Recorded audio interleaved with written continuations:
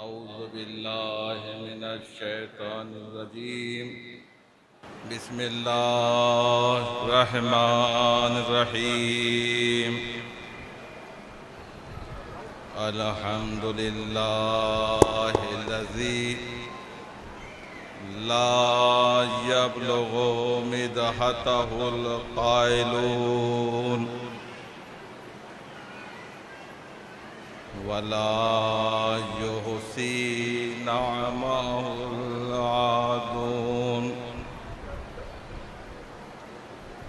ولا يؤدي حقه المجتهدون الذي لا يدركه بعد الهمم ولا يناله غوث الفتن الذي ليس لصفته حد محدود ولا أجل ممدود فطر الخلائق بقدرته ونشر الرياح برحمته ووطت بالصخور میدان ارضه والصلاة والسلام على حبيب قلوبنا وطبيب نفوسنا مولانا أبي القاسم محمد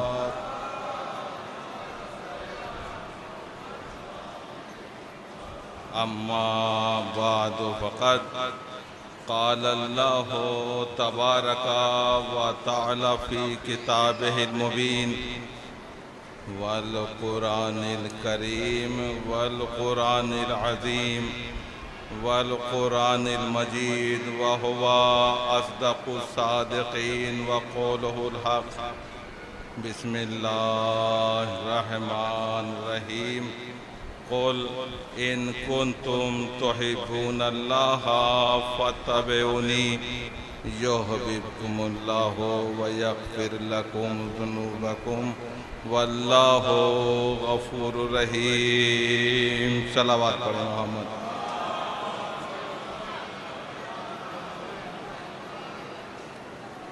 عزیزان گرامی محبان اہل بیت دور دراز سے آئے ہوئے محترم زوار مولا کی بارگاہ میں آپ لوگ عزاداری کرنے کے لیے حاضر ہوئے ہیں۔ یہ مجلسیں صدیوں سے چلی آ رہی ہیں اور اس وقت تک قائم رہیں گی جب تک وارث غم ظاہر نہ ہو جائے۔ یہ مجلسیں اعلان ہے انسانیت کے شرف کا، یہ مجلسیں احتجاج ہیں قتل و غارت گری کے خلاف، یہ مجلسیں ان صاحبان مودت کی یاد میں برپا کی جاتی ہے کہ جن کی نام کی برکت پہ جمع ہونے والوں کو سوائے محبت کے کچھ اور نہیں ملتا۔ دعوت دینے والا کوئی بھی ہے، جب آپ درگاہ عالیہ نجف ہند میں حاضر ہو گئے اور مجلس میں تشریف لے آئے تو اب آپ کمیٹی کے مہمان نہیں ہیں بلکہ اس بی بی کے مہمان ہیں کہ جس کو حسین نے چکی پیس پیس کے پالا ہے، کیونکہ یہ فرش مظلوموں کا فرش ہے، یہ فرش بے کسوں کا فرش ہے، یہ فرش غربت زدہ قافلے کا فرش ہے۔ سامعین متوجہ رہیں، عزاداری سوئے ہوئے لوگوں کو جگانے کا نام ہے۔ عزاداری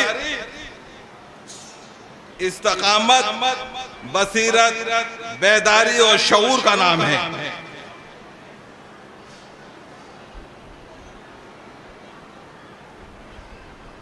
یہ عزاداری، یہ غم، کنڈولینس ہے، تعزیت ہے. کس کی تعزیت ہے؟ مظلوم کربلا کی تعزیت. کس کے نام؟ رسول اسلام کے گھرانے کے نام. تعزیت میں یہ شرط نہیں ہے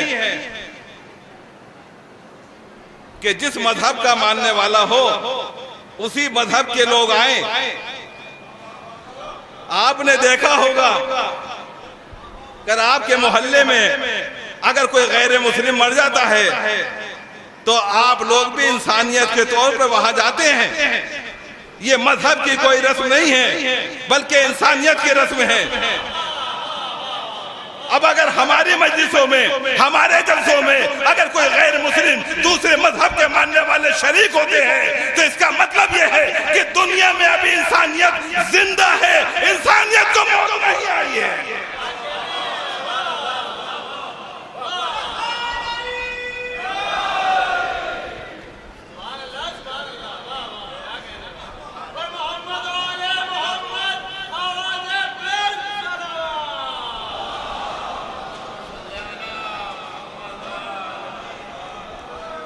کیونکہ یہ عزاداری ہمیں محبت کا پیغام دیتی ہے.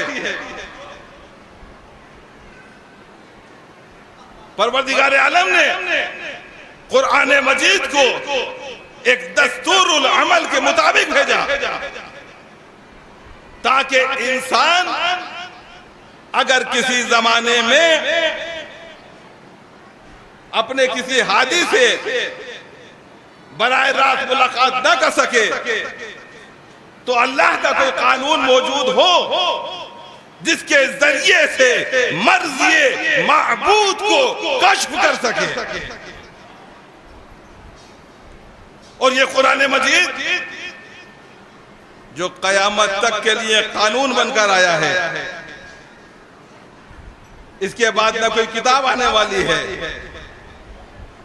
ہم اور آپ قرآن مجید کو پڑھتے ہیں لیکن کہاں تک پڑھتے ہیں؟ ہم قرآن مجید کو کہاں تک سمجھ سکتے ہیں؟ قرآن مجید کوئی گلے میں ڈال لینے کا نام نہیں ہے. قرآن مجید میں اتنی طاقت موجود ہے کہ اس کے ذریعے سے پہاڑوں کو جلایا جا سکتا ہے اور اس کے ذریعے سے مردوں کو زندہ کیا جا سکتا ہے. لیکن وہ نگاہیں چاہیے، وہ ظرف چاہیے جو ظرف قرآنی ہو. قرآن جو ہے یہ ایک لاریب کتاب ہے. قرآن جو ہے یہ بے عیب کتاب ہے. میرے مالک جب یہ لاریب کتاب ہے تو پھر کسی ایسے مفسر کو بھیج جو بے عیب ہو تاکہ اس بے عیب کے ذریعے سے اس لاریب کتاب کو سمجھ سکے. ورنہ یہ دنیا جس کا دامن خود وجود سے تابدار ہو وہ اس لاریب کتاب کو کیا سمجھا سکتے ہیں؟ اور جب لاریب کتاب کو سمجھا نہیں سکتے مرتے مر جائے قرآن کافی نہیں ہو سکتا.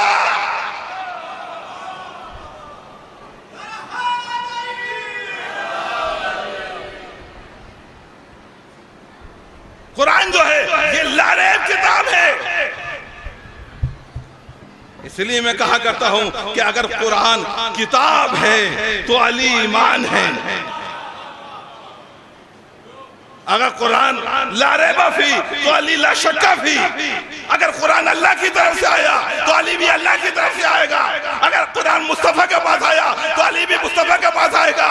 اگر قرآن پہ نظر کرنا عبادت تو علی کے چہرے پہ نظر کرنا عبادت. اگر قرآن کلام اللہ ہے تو علی لسان اللہ ہے، عین اللہ ہے، وجہ اللہ ہے. سلامات اللہ. بلند ترین سب مل جل کے صلوات پڑھیں.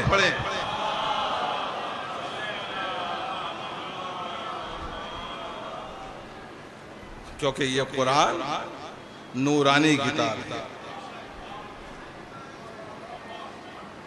اس قرآن مجید کو ہر کوئی نہیں سمجھ سکتا، ہر کوئی سمجھا بھی نہیں سکتا.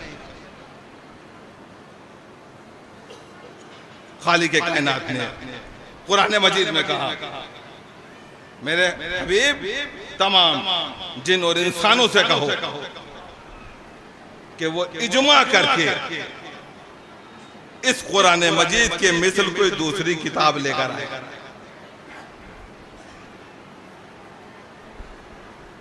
کہا میرے حبیب یہ اجماع کریں گے لیکن قرآن مجید کے مثل کوئی دوسری کتاب لے کے نہیں آ سکتے کیونکہ یہ بے مثل کتاب ہے. میرے حبیب ان سے کہو قرآن مجید کی کم سے کم 10 آیتوں کے مثل لے کر آئے. کا اجماع کریں گے مگر قرآن مجید کی 10 آیتوں کے مثل کوئی دوسری صورتیں لے کے نہیں آ سکتے. میرے حبیب ان سے کہو کہ قرآن مجید کی کم سے کم 5 آیتوں کے مثل لے کر آئے. مگر یہ اجماع کریں گے میرے حبیب لیکن یہ 5 آیتوں کے مثل کوئی صورتیں لے کے نہیں آ سکتے. میرے حبیب ان سے کہو کم سے کم 1 آیت کے مثل لے کر آئے, 1 جملے کے مثل لے کر آئے, 1 سینٹنس کے مثل لے کر آئے کیونکہ یہ بے مثل کتاب ہے. توجہات مبذول رہے, ذہنوں کو متوجہ کر رہا ہوں, بیدار ہو کے سنیے. یہ بے مثل کتاب ہے. آگے بڑھ کے خالق کائنات نے کہا اِنَّا أَنزَلْنَاهُ فِي لَيْلَةِ الْقَدْرِ, ہم نے قرآن مجید کو نازل کیا قدر والی رات میں. کر رات سب برابر, یہ بھی رات اور وہ بھی رات. کہا نہیں, جس رات میں قرآن آیا وہ رات بے مثل. ارے بھائی کیا سن رہے ہو؟ جس راستے سے قرآن آیا وہ راستہ بے مثل. جو جبرائیل لے کر آیا وہ تمام ملائکہ میں بے مثل. اما جس کے قلب پہ قرآن آ کے ٹھہر جائے کیا وہ تمہارے مثل ہوگا؟ قرآن نازل ہوا قلب محمد پہ, آنکھوں پہ نہیں, کانوں پہ نہیں, قلب محمد پہ قرآن نازل ہوا. میرے حبیب, میرے مالک, قلب محمد کی طاقت کتنی ہے؟ کہا طاقت اتنی ہے کہ اگر قرآن مجید کو پہاڑوں پہ رکھ دیا جائے تو پہاڑ ریزہ ریزہ ہو جائے. آپ نے مثال میں سنا ہوگا پہاڑ استقلال کی علامت ہے, پہاڑ ثبات قدم کی علامت ہے. پہاڑ اس کو کہتے ہیں جو اپنی جگہ سے نہ ہٹے. ہم مثال میں کہتے ہیں فلا رائے اپنی, فلا شخص اپنی رائے میں پہاڑ ہے. جسے پہاڑ برداشت نہ کر سکے اسے محمد کے قلب نے اٹھا لیا. آپ نے قلب محمد کی طاقت کا اندازہ لگایا کہ جس کا دل اتنا مضبوط ہو اس کا دماغ کمزور نہیں ہو سکتا.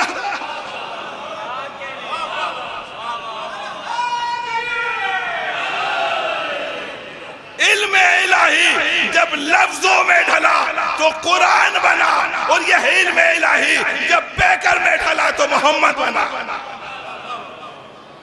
قرآن اور محمد کی تینت میں اتحاد دیکھا. قرآن اگر انسانوں میں ہوتا تو نام محمد ہوتا, اور محمد اگر کتابوں میں ہوتے تو نام قرآن ہوتا. صلوات اللہ محمد.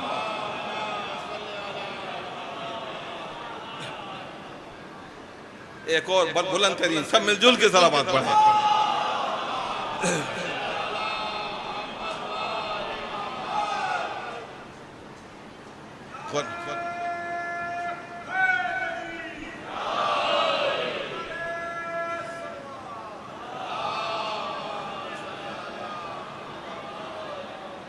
قرآن مجید کی عظمت, قرآن مجید کا مرتبہ, قرآن مجید عزیزان گرامی پھیل جائے تو 30 پاروں کا قرآن بن جائے, اور سمٹ جائے تو بے کا نقطہ بن جائے. اکثر لوگ یہ اعتراض کرتے ہیں اتنا بڑا قرآن ایک چھوٹے سے نقطے میں کیسے سما سکتا ہے؟ جناب داؤد پیغمبر ہیں, خدا کی بارگاہ میں مناجات کرتے ہیں, مالک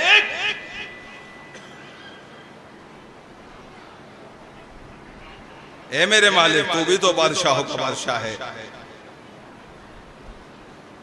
اتنا بڑا خزانہ کہاں ہے؟ کہا داؤد میرا خزانہ آسمان سے زیادہ عظیم اور زمین سے زیادہ وسیع تر ہے۔ کہا مالک اتنا بڑا خزانہ زمین سے زیادہ، آسمان سے زیادہ عظیم اور زمین سے زیادہ وسیع تر ہے، اتنا بڑا خزانہ کہاں ہے؟ کہا اتنا بڑا خزانہ مومن کا دل ہے۔ جب خدا کا اتنا بڑا خزانہ ایک چھوٹے سے مومن کے دل میں آ سکتا ہے تو قرآن بھی ایک نقطے میں سما سکتا ہے۔ ایک صلوات پڑھے محمد انوال۔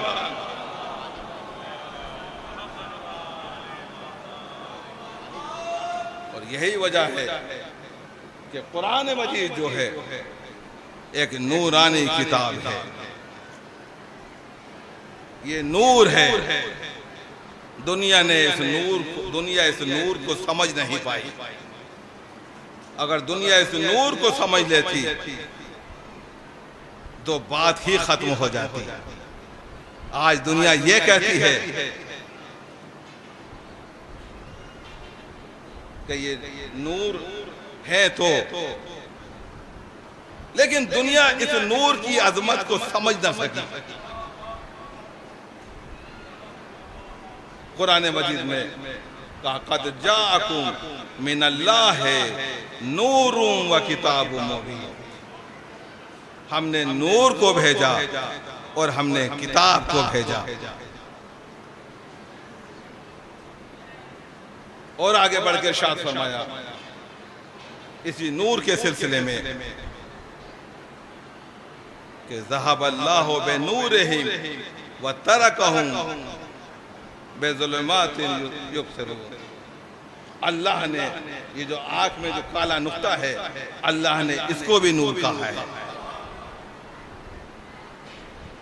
اور آگے بڑھ کے خالق کائنات کا ولا الظلمات ولا نور،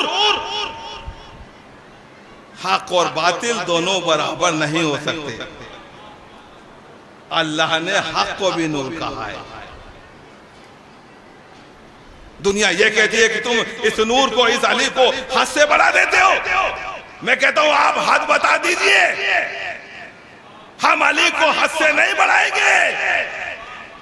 اما جس کی حد ہی نہ ہو اس کو حد سے کون بڑھا سکتا ہے؟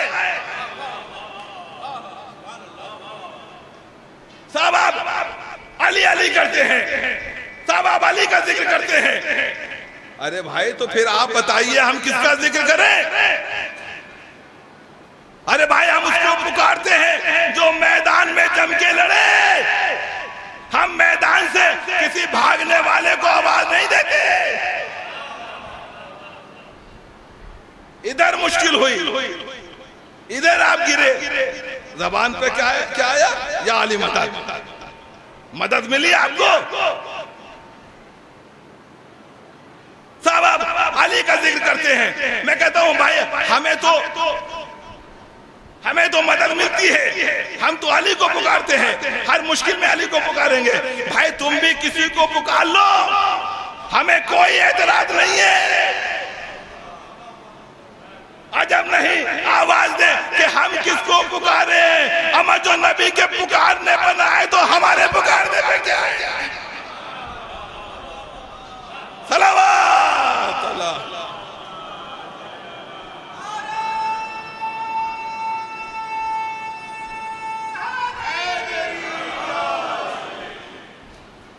علی اس ذات اعظم کا نام ہے جو لامحدود ہے، انسان کی رفعت و بلندی وہاں تک نہیں پہنچ سکتی۔ ہر کسی کو اسی در سے بھیک ملتی ہے، ہر کسی کو اپنی پریشانی کو اسی در کے اوپر جھکانا پڑے گا، تب جا کے بھیک ملے گی۔ علم کی بھیک ادھر وعدے سے، علم کی بھیک ادھر وعدے سے، آگہی کی بھیک ادھر وعدے سے، شریعت ادھر وعدے سے، امامت ادھر وعدے سے، مشکلوں میں آسانی ادھر وعدے سے، توریت ادھر وعدے سے، انجیل ادھر وعدے سے، زبور ادھر وعدے سے، شان نبی ادھر وعدے سے، لا الہ الا اللہ ادھر وعدے سے، محمد رسول اللہ ادھر وعدے سے۔ شرافت ایمان کا تقاضا ہے، کہاں سے لا الہ الا اللہ ملے، کہاں سے محمد رسول اللہ ملے، وہیں سے علی ولی اللہ کا بھی اقرار کیا جائے۔ صلوات اللہ۔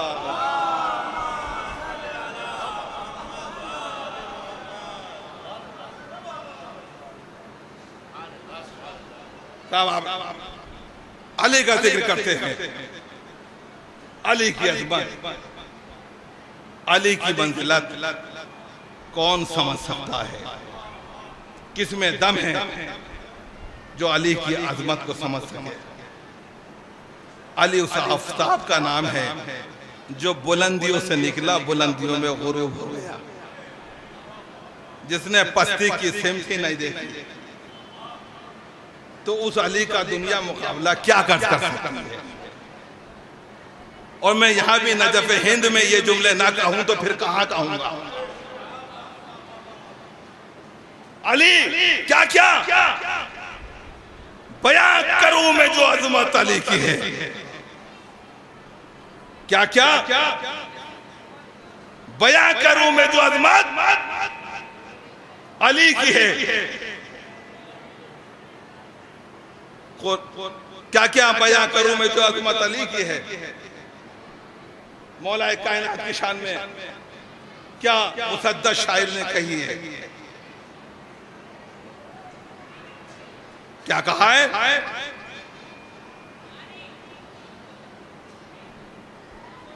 ذہن بشر سے بالا فضیلت علی کی ہے،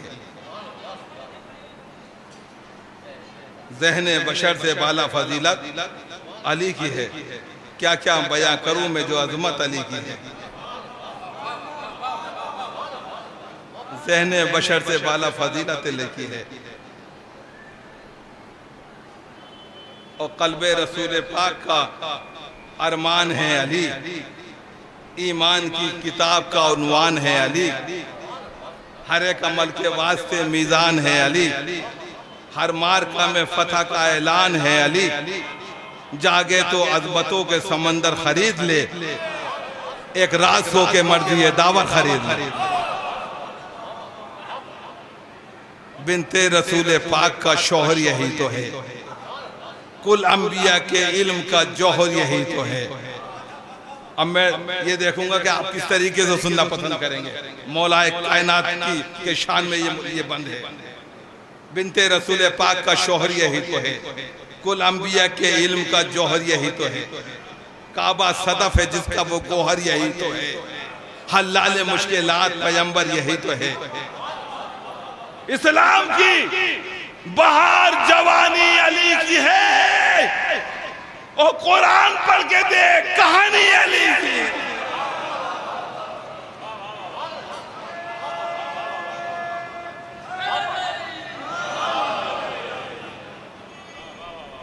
مل جل کے سب مل جل کے صلوات پڑھیں۔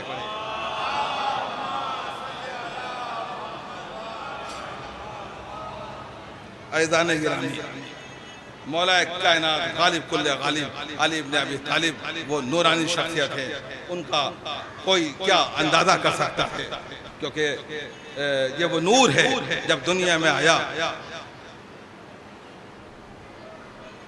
کنت کنزا مخفیا، میں ایک چھپا ہوا خزانہ تھا، میں نے محبوب رکھا کہ میں پہچانا جاؤں، تو ایک مخلوق کو خلق کیا، وہ مخلوق خلق ہوئی تو نور امامت کے ساتھ، وہ مخلوق خلق ہوئی تو نور عصمت کے ساتھ، وہ مخلوق خلق ہوئی تو نور رسالت کے ساتھ، وہ مخلوق خلق ہوئی نور طہارت کے ساتھ۔ جب وہ مخلوق خلق ہو گئی تو اس مخلوق میں 4 صفتیں تھیں، نبوت بھی تھی، عصمت بھی تھی، رسالت بھی تھی، طہارت بھی تھی۔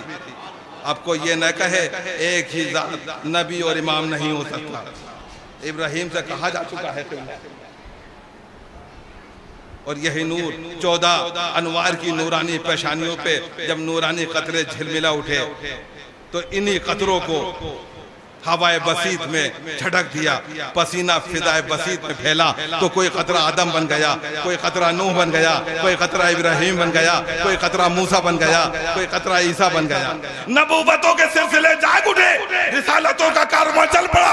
اسے یاد رکھیے گا، منزل مشیت میں، منزل تکمیل کائنات میں، مرحلہ ابتدائی آفرینش میں، زندگی کے پہلے لمحے میں آل محمد کے پسینے کو خدا نے ضائع ہونے نہیں دیا۔ وہ خدا جو آل محمد کے پسینے کو ضائع ہونے نہیں دیتا، پھر کیا ان کے لہو کو ضائع ہونے دے گا؟ ارے ان کا پسینہ نبی بنتا ہے اور ان کا لہو خاک شفا بنتا ہے۔ صلوات اللہ محمد۔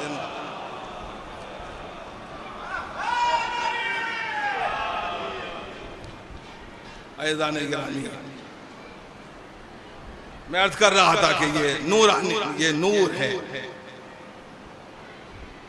کتاب نور ہے، نورانی کتاب ہے۔ خلیفہ دوم کا دور ہے، ایک شخص آتا ہے، کہا اسلام لانا چاہتا ہوں، کہا اسلام لیا، کلمہ پڑھ لے مسلمان ہو جائے گا۔ کہا ایسے نہیں، جب تک کوئی معجزہ نہ دیکھوں گا اس وقت تک اسلام قبول نہیں کروں گا۔ کہا کیا معجزہ دیکھ؟ ایک مرتبہ تکرار پڑی، عربی جاہل ہے، معجزہ دیکھنے کو کہہ رہا ہے، معجزہ دیکھوں گا تب اسلام قبول کروں گا۔ ایک مرتبہ جب جواب نہ ملا، لوگ آئے مولا کائنات کی در پہ۔ جب کوئی مسئلہ پھنس جاتا ہے تو پھر در اہل بیت پہ آتے ہیں۔ کیا بات ہے؟ مولا کائنات کا پورا واقعہ بتایا۔ عربی نے کہا اسلام لینا چاہتا ہوں، کہا اسلام لیا، کلمہ پڑھ لے مسلمان ہو جائے گا۔ کہا نہیں، معجزہ دیکھنا چاہتا ہوں۔ کہا کیا معجزہ دیکھنا چاہتا ہے؟ یہ ہے سلونی، کیا معجزہ دیکھنا چاہتا ہے؟ ایک مرتبہ عرب کا دستور تھا، مہمان کی عزت کی جاتی تھی۔ اس سے پوچھا کچھ کھانا کھانا ہے؟ اس نے کہا نہیں۔ پانی پینا ہے؟ کہا پانی پینا ہے۔ عربی کے ہاتھ میں گلاس دیا گیا، گلاس میں پانی دیا گیا، کہا لے پانی پی لے۔ ادھر خلیفہ نے حکم دیا جب تک یہ پانی نہ پی لے اسے قتل نہ کرنا۔ عربی کے ہاتھ میں گلاس ہے، گلاس میں پانی ہے، کہا پانی پی لے۔ عربی نے گلاس کو دیکھا، گلاس کے اندر کے پانی کو دیکھا، ایک مرتبہ گلاس کو زمین پہ پھینک دیا، گلاس ٹوٹ گیا۔ حکم دیا تھا جب تک یہ پانی نہ پی لے، خلیفہ نے اس وقت تک اس کو قتل نہ کرنا۔ گلاس ٹوٹ گیا، پانی بہہ گیا، مسئلہ پھنس گیا۔ مولا کائنات جب آئے بولے کیا بات ہے؟ معجزہ دیکھنا چاہتا ہوں۔ کہا کیا معجزہ دیکھنا چاہتا ہے؟ پتا کیا معجزہ دیکھنا چاہتا ہے؟ کہا یہ جو گلاس ٹوٹ گیا، پانی بہہ گیا ہے، یہ گلاس اپنی اصلی حالت پر آئے، پانی آئے اس میں۔ کہا بس۔ ایک مرتبہ مولا کائنات نے زمین کی طرف دیکھا، نہیں لفظوں کو بدل کر کہتا ہوں، ابو تراب نے تراب کی طرف دیکھا۔ زمین سے پانی کیسے نہ نکلتا، ابو تراب کا اشارہ تھا۔ زمین سے پانی نکلا، گلاس اپنی اصلی حالت پایا، کہا لے پانی پی لے۔ کہا پانی تو بعد میں پیوں گا، پہلے کلمہ پڑھوا دو۔ کہاں گئے حسبنا کتاب اللہ کا دعویٰ کرنے والے؟ تم کہتے ہو کہ ہمارے لیے کتاب کافی ہے، اما جب تم ایک زمین سے پانی نہ نکال سکتے تو قرآن سے معنی کا نکالو۔ सलावत अल्लाह।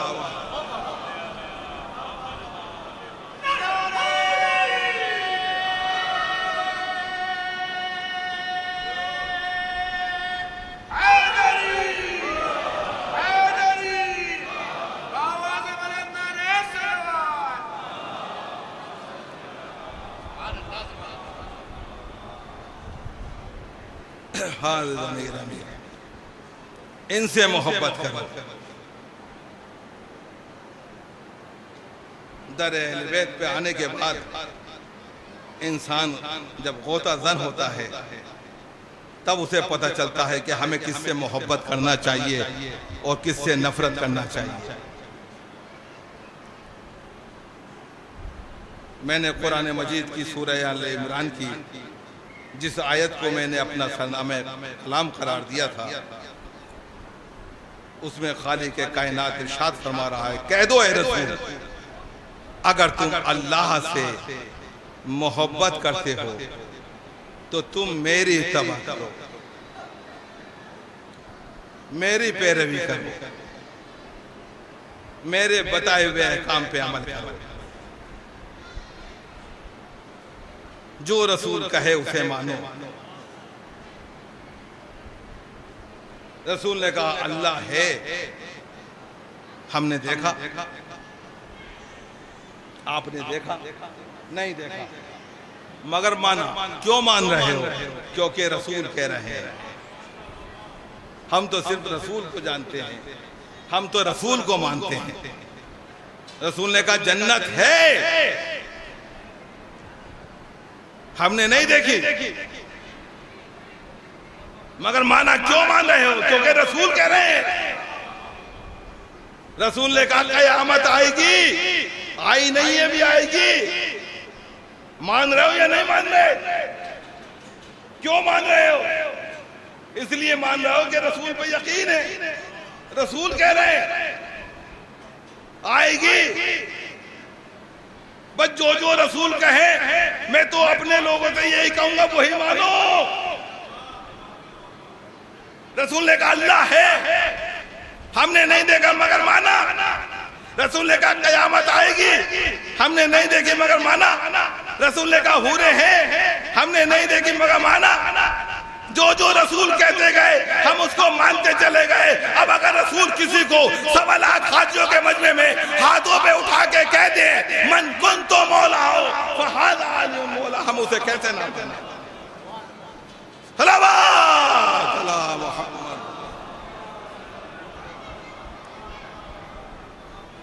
कह दो ए रसूल, अगर तुम अल्लाह से मोहब्बत करते हो तो तुम मेरी इत्तबा करो। मोहब्बत ना हो तो कारवाने इंसानी बिखर के रह जाए, मोहब्बत ना हो तो निज़ाम इंसानी तरहम बरहम हो के रह जाए। ये मोहब्बत है जो इंसान को मंजिल पे लाके खड़ा करती है।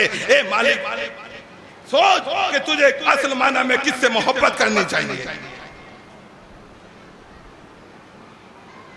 दो लफ्ज़ हैं, मोहब्बत और मवद्दत। दोनों में फर्क ही क्या है? मोहब्बत उसको कहते हैं जो किसी गरज के तहत की जाए,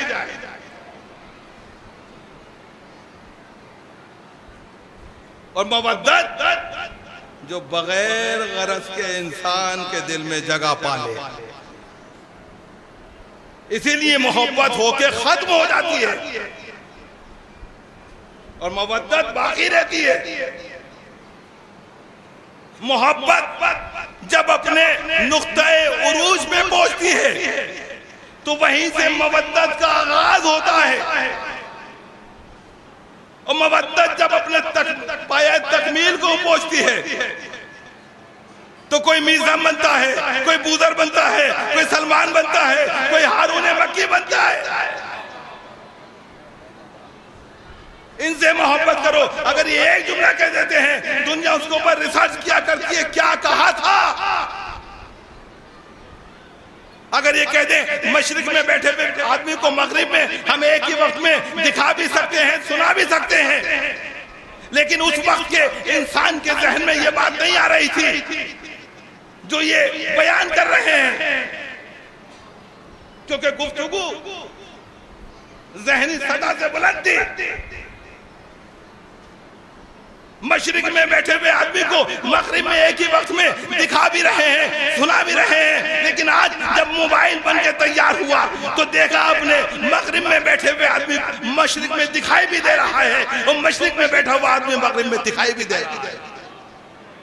1400 سال کے بعد سائنس کہاں پہنچی؟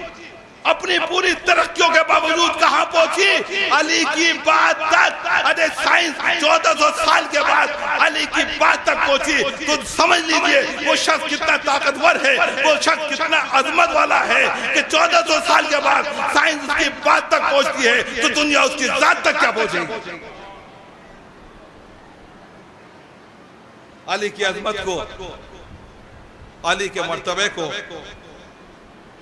سمجھنا ہوگا تو ان سے محبت کرنی پڑے گی، دلی طور سے مودت اختیار کرنی پڑے گی۔ اسی لیے کہا قُلْ لَا أَسْأَلُكُمْ عَلَيْهِ أَجْرًا إِلَّا الْمَوَدَّةَ فِي الْقُرْبَى، مودت چاہیے، مودت عزیزان گرامی۔ اور یہی محبت ہے جو انسان کو کھینچ کے نجف ہند، درگاہ عالیہ، جوگی پورا آپ لوگوں کو لے کر آتا ہے، جہاں گرمی ہے، دور دراز سے لوگ مولا کے چاہنے والے کس طریقے سے تشریف لائے ہیں۔ کیوں تشریف لائے ہیں؟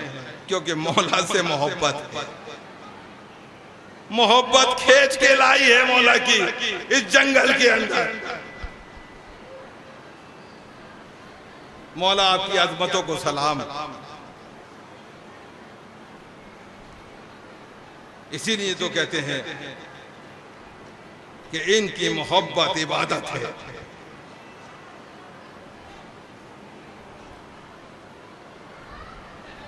عزیزان گرامی، ان سے محبت کرو۔ ہمارا اسلام بھی یہی سکھاتا ہے۔ ہمارا جو اسلام ہے وہ یہی بتاتا ہے کس سے محبت کرنا چاہیے، کس سے نفرت کرنا چاہیے۔ جو محبت کا پیغام دیتا ہے، امنیت کا پیغام دیتا ہے۔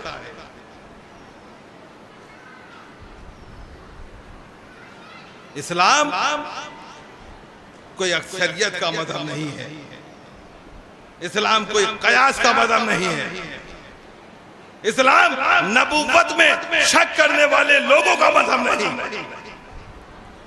اسلام کردار و عمل کی بلندی کا مذہب ہے۔ اسلام تہذیب و تمدن کا معیار ہے۔ اسلام روحانی و جسمانی ارتقاء و بلندیوں کا مہر منور ہے۔ اسلام ہی وہ دین ہے جو انسان کا رشتہ خدا سے جوڑتا ہے۔ اسلام ہی وہ دین ہے جو علوم آل محمد کی روشنی میں مطالعہ کائنات کی دعوت دیتا ہے۔ اسلام نے کسی دور میں بھی اکثریت کے بلبوتے پہ اپنے حقائق کو اصول نہیں بدلے، بلکہ اسلام ہمیشہ سے دلوں کو سخت کرتا ہوا آگے بڑھا ہے، اپنے کردار کے زور پہ، اپنے تقوی کے زور پہ دلوں کو جیتا ہے۔ اسلام حق کا نام ہے، اسلام حقانیت کا نام ہے۔ اسلام بس دوسروں کو مسلمان بنانے کا نام نہیں ہے، اسلام بس کافروں کو مسلمان بنانے نہیں آیا تھا، بلکہ مسلمان کو سلمان بنانے آیا تھا۔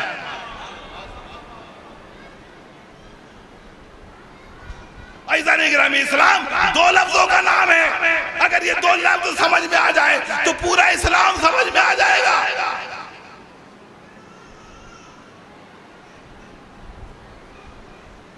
اسلام ہے کیا؟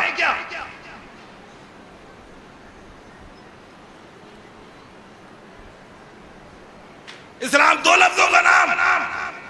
دعوت ذوالعشیرہ میں تاریخ آپ کے پیش نظر ہے۔ دعوت ذوالعشیرہ میں جب رسول اسلام نے کہا ہے کوئی جو میرا ساتھ دے گا، جو میرا ساتھ دے گا وہ میرا بھائی جانشین خلیفہ ہوگا۔ مجمع پہ سناٹا چھا گیا۔ مولا کائنات اٹھے، اے اللہ کے رسول میں تمہارا ساتھ دوں گا۔ کہا علی تم میرا ساتھ دو گے؟ کہا ہاں ہاں وہ کربلا کے میدان میں یزید جیسے فاسق و فاجر نے جب حضرت امام حسین علیہ السلام سے بیعت کا سوال کیا تو علی کے لخت جگر نے کیا کہا تھا؟ نہیں سمجھے آپ اسلام؟ دو لفظوں کا نام دعوت ذل شیرہ میں، باپ کی ہاں کا نام اسلام، اور کربلا کے میدان میں بیٹے کے نہیں کا نام اسلام۔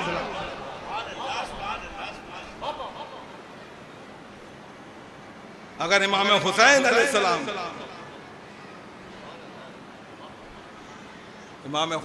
السلام نے کہا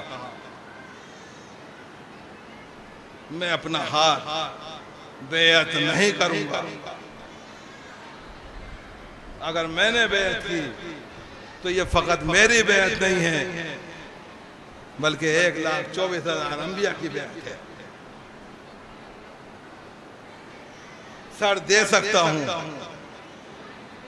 قربانیاں دے سکتا ہوں، مگر بیعت نہیں کروں گا۔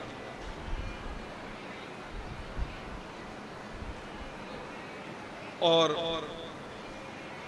امام حسین علیہ السلام نے قربانیاں پیش کی لیکن بیعت نہیں کی۔ عزیزان گرامی، امام حسین علیہ السلام کی عظمت، حسین صبر مسلسل کی وسیع و عریض سلطنت کا نام ہے جس کی بنیاد عدل پر ہے، جس کی سرحدیں عرش الہی سے ملتی ہیں۔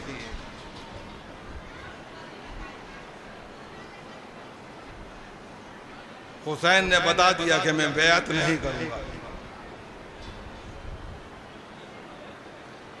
عزیزان گرامی، 28 رجب کو جب یہ قافلہ مدینے سے چلا ہے، مدینہ وہ مدینہ جس میں بھیا کی قبر بھی ہے، مدینہ وہ مدینہ جس میں نانا کی قبر بھی ہے، اور مدینہ وہ مدینہ جس میں ماں کی قبر بھی ہے۔ آپ کو معلوم ہے کہ آپ لوگ اپنے اپنے وطن سے آئے ہیں یہاں پہ نجف ہند میں، ایک تھوڑا سا سفر اختیار کر کے آئے ہیں۔ آپ لوگوں کو معلوم ہے کہ ہمیں واپس جانا ہے سفر سے، اپنے گھر ہم واپس جائیں گے، لیکن ہائے وہ حسین جس نے مدینے کو چھوڑا، جس کو معلوم تھا کہ میں اب واپس نہیں آؤں گا، کس طریقے سے مدینے کو الوداع کیا ہوگا۔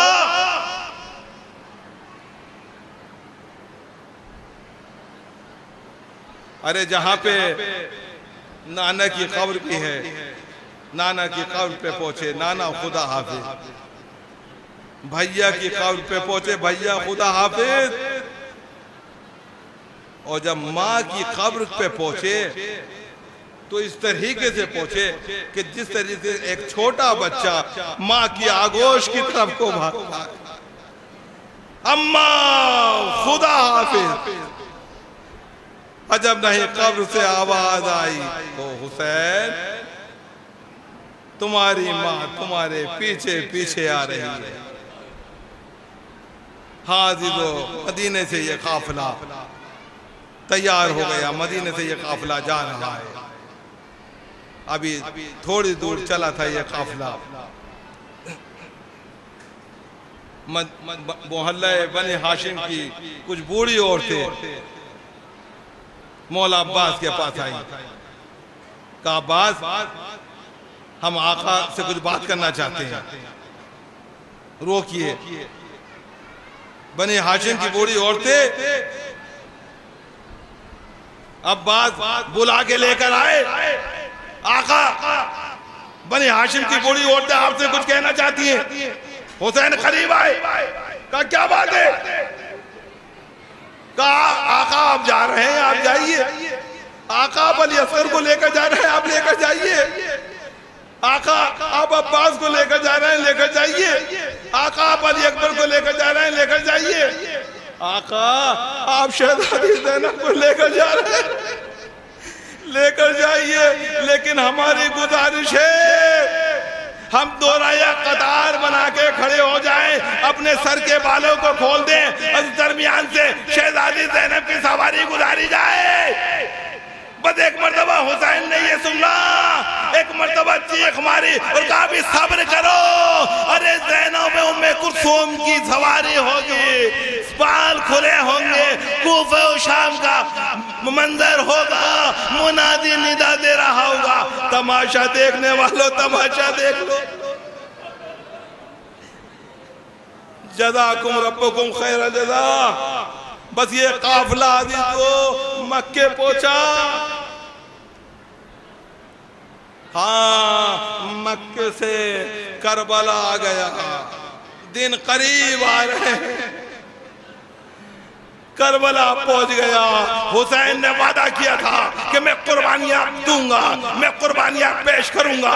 امام حسین علیہ السلام نے علی اکبر کو پیش کیا، علی اصغر کو پیش کیا، اونا محمد کو پیش کیا، قاسم کو پیش کیا۔ کبھی علی اکبر کی لاش لے کر آئے، کبھی اونا محمد کی لاشیں لے کر آئے۔ ارے اونا محمد سے بہت محبت کیا کرتے تھے۔ زینب اپنے بیٹوں سے بہت محبت کیا کرتی تھی، لیکن زینب نے اونا محمد کا ماتم نہیں کیا۔ ارے کربلا میں اونا محمد شہید ہو گئے، اونا محمد کا ماتم نہیں کیا۔ ارے زینب کوفے آ گئی، اونا محمد کا ماتم نہیں کیا۔ ارے زینب شام آ گئی، اونا محمد کا ماتم نہیں کیا۔ ارے زینب کا قافلہ چھٹ کے جو ہے مدینے آ گیا، زینب نے اونا محمد کا ماتم نہیں کیا۔ ہاں جب زینب اپنے گھر پہنچی ہے تو ایک مرتبہ ددر کو ہٹایا، داخل ہوئی، داخل ہونے کے بعد میں کیا دیکھا، عجیب منظر۔ ارے جیسے ہی زینب اندر داخل ہوئی، ارے دو چھوٹے چھوٹے بستر لگے ہوئے تھے۔ ایک مرتبہ زینب تڑپ گئی، اے میرے لالو آؤ، زینب اپنے بچوں کا ماتم کرے گی۔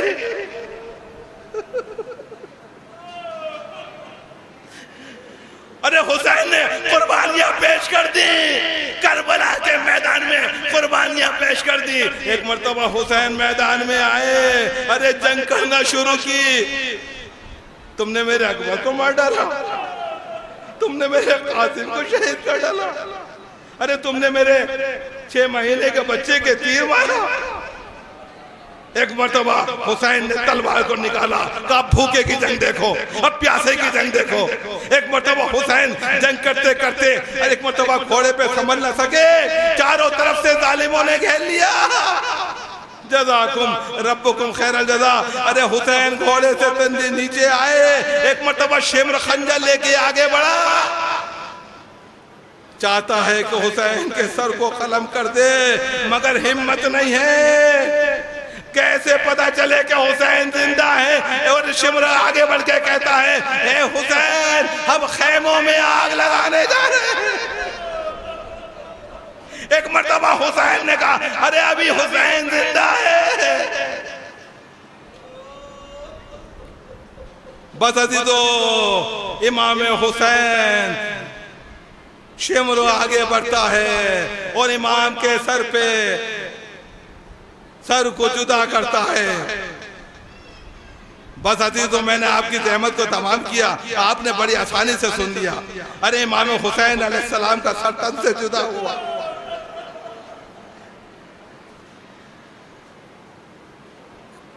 کربلا کے میدان میں زلزلہ آ گیا۔ ایک مرتبہ زینب نے کہا، فضہ دیکھو، در خیمہ پہ آئی، کیا دیکھا؟ بھائیا 70 قدم کے جو لوگ کربلا گئے ہیں انہیں معلوم ہے خیمہ کہاں سے کتنا فاصلہ ہے قتل کا تک۔ ایک مرتبہ دلائے دینے میں ایک اوپر آواز دی، بھائیا بھائیا، شمر خنجر چلا رہا تھا۔ ایک مرتبہ حسین نے اشارے سے کہا، بہن واپس۔ حسین کا سر قلم ہوا۔ عزیزان گرامی، ظالموں کو چاہیے یہ تھا کہ ظلم یہیں پہ تمام کر دیتے۔ ارے حسین کا پورا گھر شہید ہو گیا، ظالموں کو چاہیے یہ تھا کہ ظلم یہی تمام کرتے تھے، مگر نہیں، ظلم اور آگے بڑھا، حکم دیا گیا ان کے خیموں میں آگ لگا دی جائے۔ ظالم مشالے لے کے چلے، ایک خیمہ جلا، دوسرا خیمہ، تیسرا خیمہ۔ راوی کہتا ہے کہ میں نے دیکھا کہ ایک بچی جس کے دامن میں آگ لگی ہوئی تھی وہ مقتل کی طرف دوڑتی ہوئی جا رہی تھی اور دامن کے میں جو آگ لگی تھی اسے بجھا رہی تھی۔ ایک مرتبہ جب سب خیمے جل گئے تو ایک مرتبہ جناب زینب نے بچوں کو گننا شمار کیا۔ تاریخ میں، بس میں نے آپ کی زحمت کو تمام کیا، آخری جملے، تاریخ میں ایک بچی کم نکلی۔ ایک مرتبہ زینب نے کہا بہن کلثوم سکینہ نہیں مل رہی ہے، بہن کلثوم سکینہ کو چلو تلاش کریں۔ ایک مرتبہ زینب مقتل میں دوڑی، آواز دے رہی تھی سکینہ سکینہ۔ ایک نشیب سے آواز آئی آہستہ بولو، سکینہ میرے سینے پہ آرام کر رہی ہے۔ ایک مرتبہ قریب پہنچی تو کیا دیکھا کہ سکینہ ایک بے سر کے لاشے سے لپٹی ہوئی ہے۔ زینب نے بچی کو اٹھایا، گود میں بٹھایا، اے میری سکینہ اتنا بتلا دے کہ تو نے اپنی باپ کی لاش کو کیسے پہچانا۔ کہا بوبی اماں جب خیموں میں آگ لگ رہی تھی، ارے ایک ظالم نے مجھے بھی آگ میں ڈالنا چاہا، میں مقتل کی طرف دوڑی، آواز دے رہی تھی بابا بابا۔ کٹی ہوئی گردن سے آواز آئی آ میری بیٹی سکینہ، تیرے بابا کا سینہ باقی ہے۔